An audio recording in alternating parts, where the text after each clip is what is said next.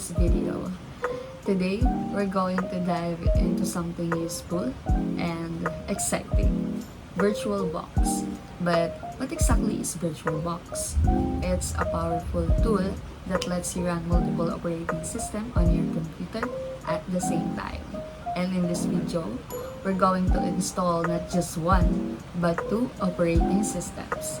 The Windows 10 and the Ubuntu Linux, all inside the VirtualBox. So, whether you're a student, developer, or just curious about tech, let's go install VirtualBox and explore what it can do. So what is up guys, I'm Arellano and I'm here to teach you how to download and install VirtualBox on our computer. So first we're gonna go open our browser, any browser, and we're gonna search for a VirtualBox. And then as you can see, there are several links or websites you can see here. What we are going to look for is the Oracle VirtualBox. Just click it, and as soon as you open the website, you'll see the download button here. Just click the download button, and since we're using Windows, we're gonna pick Windows hosts. Once we click that, it'll automatically download the exe file of VirtualBox. So we just wait for it to finish downloading. And done. Now we are going to open the file and install the setup wizard. So we're gonna click next in this Oracle VirtualBox wizard.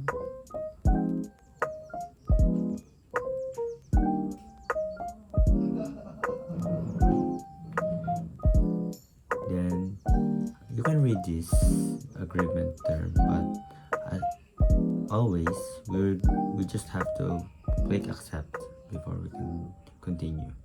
And then here, as you can see, there are several specifications, so you're gonna click in this button and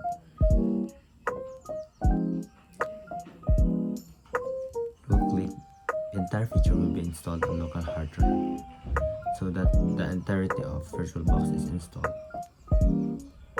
Makes it easier to use this VirtualBox. And from then on, we just gotta go and proceed with the installation.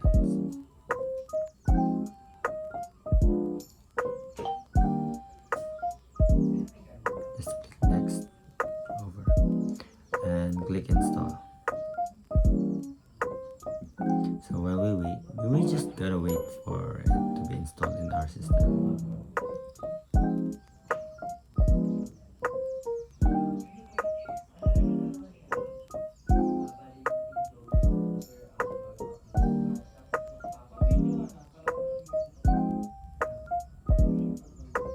So yeah, then after that, this will pop up, and you can uncheck this if you want, but I'm gonna leave it checked. So when I click finish, the VirtualBox will open automatically. So yeah, that's it.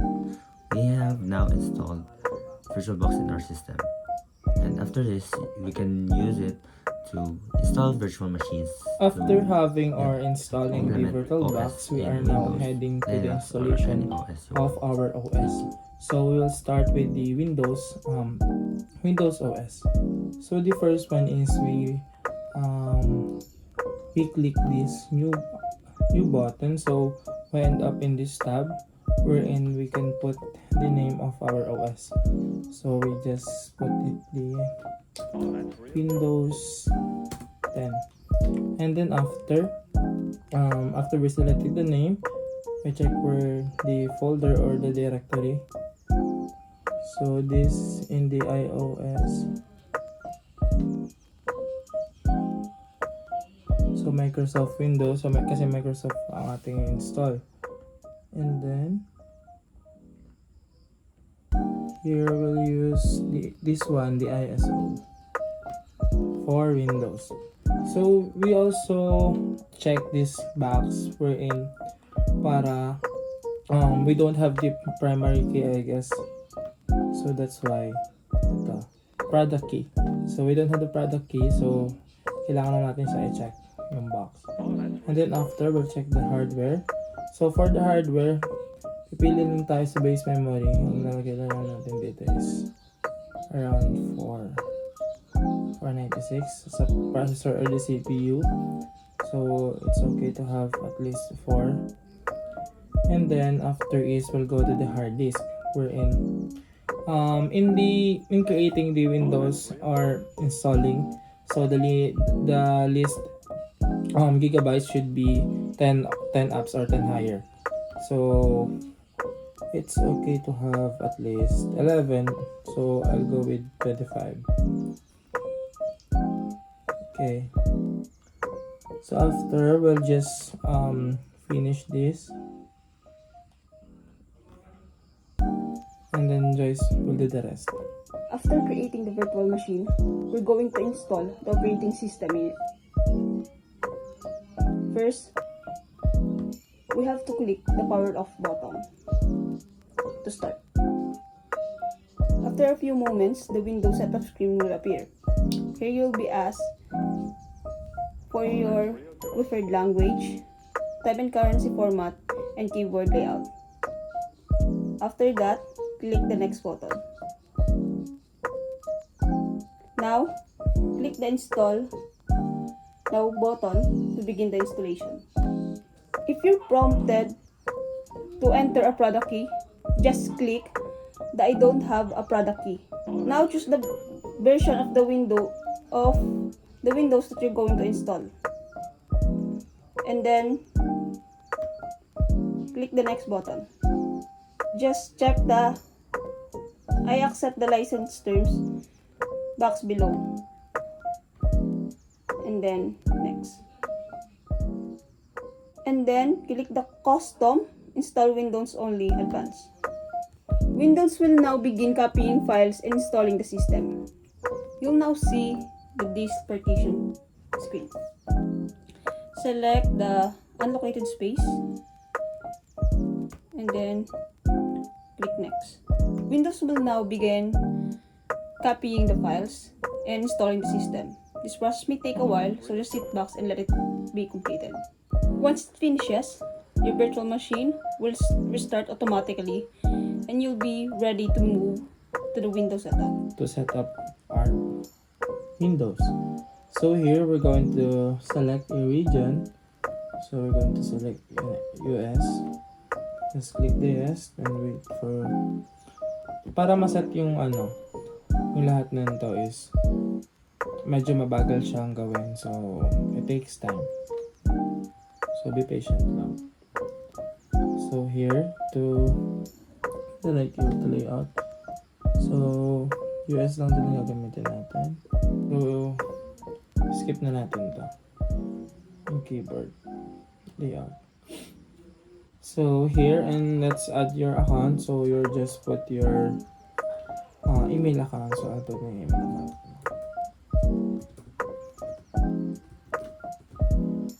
And then,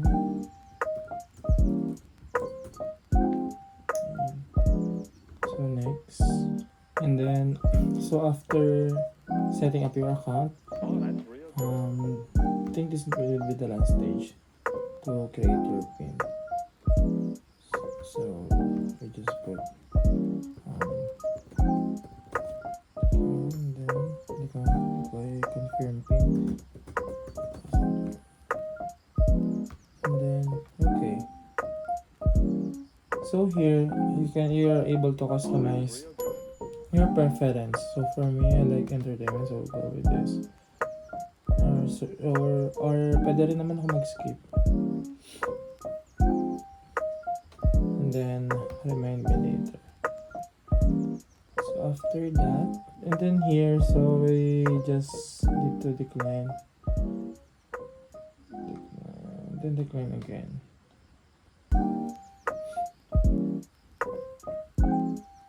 So ang ginagawa na natin dito is yung sa services. So again, no thanks dito sa ating pass. And then, okay. Accept. Then, wait again. So, sa part na to, antayin na lang natin na mag-loading yung ating PC. At saka huwag din natin papatayin yung ating laptop or PC para na din hindi ma-interrupt yung pagtatapos ng process. So, ayan.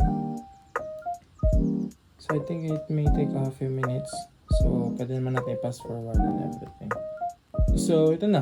Ito na yung ating Windows 11 na naka-install sa ating VirtualBox. So, might as well check natin if it is working. So, refresh natin para smooth pa rin siya even though medyo lagi siya sa laptop ko. So, first we'll test the file manager or this. So, here let's check this PC. Kung ano nakalagay dito sa atin. So, ito, local disk. Ayan, so dyan nakalagay din. Ito natin. So, ayan, ganun lang. So, that's how we are able to install the Windows 10 on our VirtualBox. Good day everyone. My name is J-Chavez and I'm here to show you how to install Linux or Ubuntu on our VirtualBox. But first, let me show you how to download the ISO file of the Ubuntu. So firstly, we open our browser. Then we search for Ubuntu. Then we open here. As you can see, download and get Ubuntu. Then you will be redirected. Then in here, you have to click this, download Ubuntu. Then here, click this again. Then as you can see, we will download the latest version, which is 24.04.2. Let's download it. Now we will wait it until it is finished. And now, after we download the Ubuntu file, we will go to our VirtualBox. Then let's open it, Oracle VirtualBox. Now, after we downloaded the file, as you can see here, it is already downloaded. We will go now to the Oracle VirtualBox.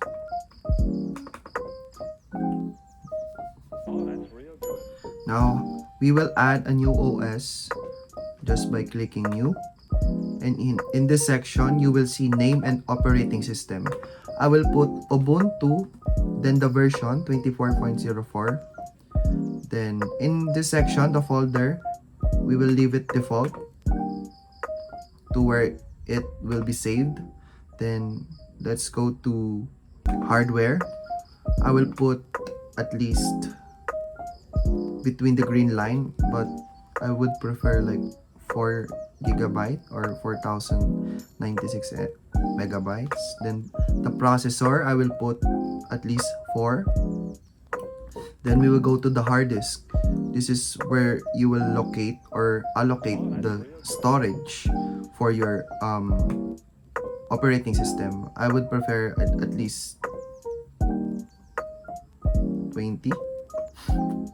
I think that's fine. Then finish. But before we open this, we will go to settings. Okay. Then in this storage part, click this. As you can see, the controller IDE is empty. We will put what we downloaded earlier, which is the ISO file. And in this section, you will click this. Then choose a disk file. Then as you can see, we will open this. Then you will not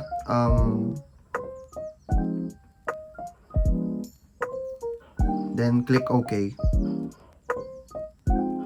Then now we will start our Ubuntu. Let's just wait. Now in this section, my group mate Jerome will introduce to you how to set up the Ubuntu operating system. That's all.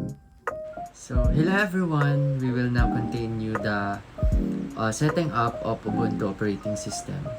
So, as you can see, you will see the interface of Ubuntu, and you need to click the try or install Ubuntu. So, after you click the try or install the Ubuntu, you just need to wait a couple of minutes for you to proceed. So once the Ubuntu is prepared, you can choose any languages that you are prefer. You can choose any languages. It depends on you.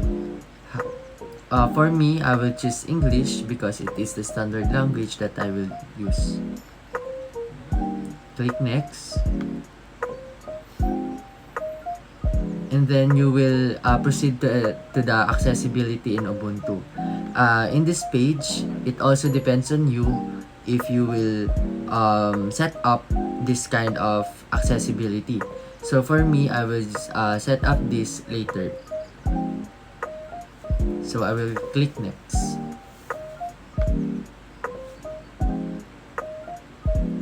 And then, Ubuntu will ask you about the keyboard layout. It depends also to you if you will use English South America, English UK, or English US, or any languages that you are preferred to use too. For me, I will use English US because mas madali siya para sa akin gamitin. It is the standard language. Then, click next. In this page, in the internet connection, I will use a wired connection because it will improve the compatibility of the software packages, especially the software packages. So I will click then next.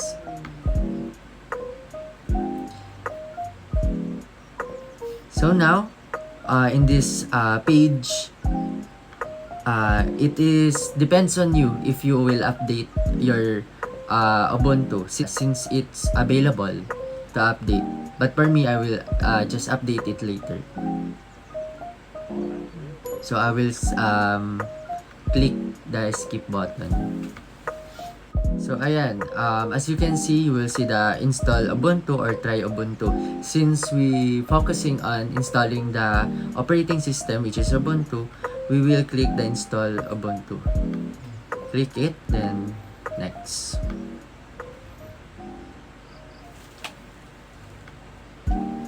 In this, we will use the interactive installation because it is for users who want to be guided step by step. Since we are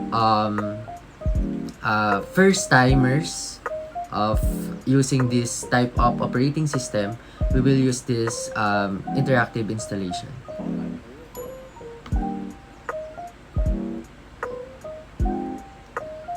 So in this page, we will use the default selection because it is very essential for the first timer because it is the basic utilities.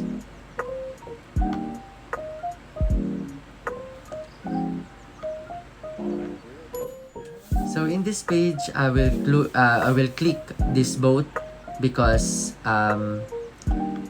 it said that it will improve the computer performance. So click,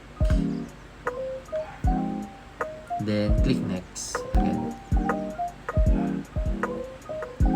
Then just wait for a few minutes to proceed in the next setting up page. So next, you need to set up your disk, and the operating system will ask you to create your own account. Just type your name and your password. So for example, Gerome Garcia. yan. The installation is complete, and you just click this up your profiles, and then just input your password. Garcia 0105. So as you can see, we successfully installed the operating system. We will just try the Mozilla Firefox if gumagana siya. So we'll just try to search Facebook, like Facebook, enter. So as you can see, we successfully installed our operating system, which is Ubuntu. Also, the Mozilla Firefox is working. So after installing VirtualBox, and also after installing the 2OS, which is the Windows 10 and the Ubuntu or the Linux, we are now heading to the drag and drop function, wherein we are able to drag the files from the guest to host and also from the host to guest. So first, we will select this tab, the devices, and we will click this one. Again, devices, and click the guest addition image. Then we will click the CD drive.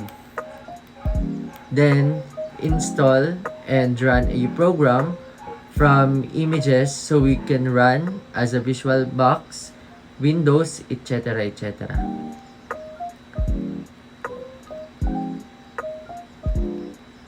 Then here, we will just click the yes button and we will just wait for a few seconds.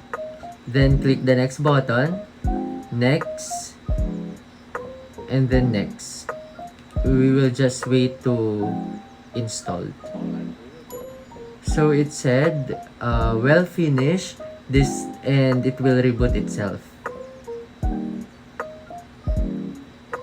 So this is the start of our system. Let's check whether we can drag and drop from the host to guest and guest to host. So first, let's check this one. So let's put it here. So as you can see, we can drag files from here to there.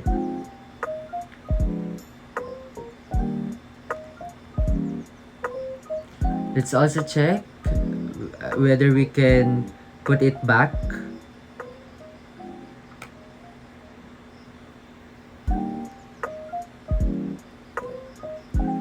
So let's add new folder. Let's name it as a host folder. And see if we can drag it from here to there. So as you can see, we can drag files. So that's all for today. I hope you enjoy our video and I hope you learn how to install the OS and how to use the drag and drop function. If you like our video, just hit the like and subscribe button and on the notification bell for more updates and for more videos. Goodbye!